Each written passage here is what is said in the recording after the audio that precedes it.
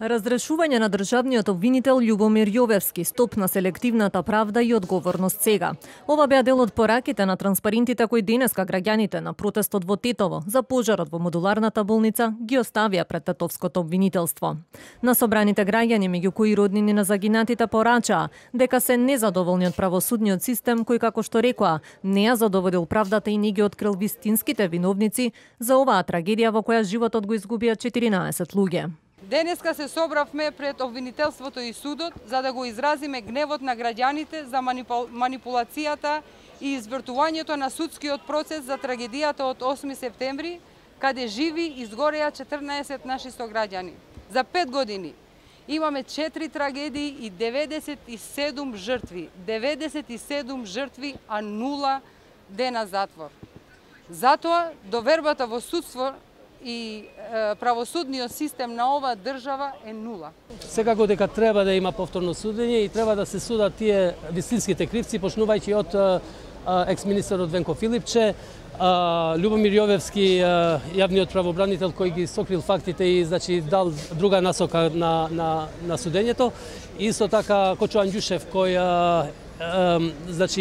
е изведувач на работите, а не преземал овај мерки за да обезбеди безбедни модуларни болници. Единствената работа која не функционира кај нас, заедно со политиката, заедно со сите форми на калкулации на криминалот е судството. Значи, без да се среди судството во својата содржина, држава нема да има Македонија, тоа да знаете. Значи, вие можете секој ден да дојдете, ние да дојдеме секој ден, но сите заедно. Ова нека биде почеток. Цела Македонија треба да реагира. Ова се случило во Тетово, така?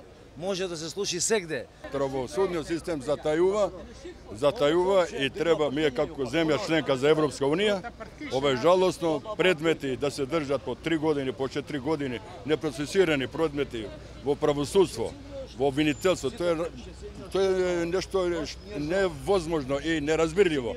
Протестот доаѓа по документарецот на ИРЛ во кој се обелоденија документи од тендерските спецификации и вештачења, кои отвораат низа прашања за тоа како била градена модуларната болница, дали имало пропусти во безбедносните стандарди од страна на Министерството за здравство и од изведувачот Брако. Обвинителството на Јовевски ги демантираше наудите во емисијата со тврдење дека предметот е се уште во тек и не може да споделуваат информации во јавноста.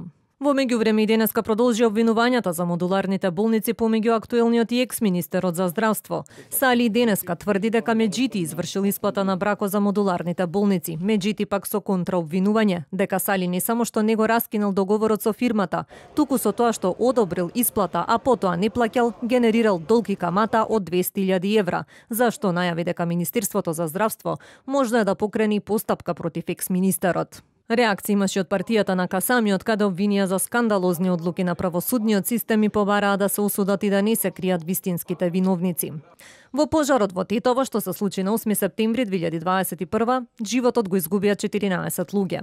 Судот во Тетово ги осуди за кривичното дело тешки дела против општата сигурност директорите на болницата Флорин Бесими и Артане Теми. Тие добија затворски казни од 1 година и 6 месеци со услов во наредните 3 години да не го повторат делото. Докторот Бобан Вучевски, кој се товареше за непостапување по здравствени прописи во време на епидемија, доби ослободителна осуда, додека Тетовската болница, како правно лице, доби парична казна од 1 милион денари.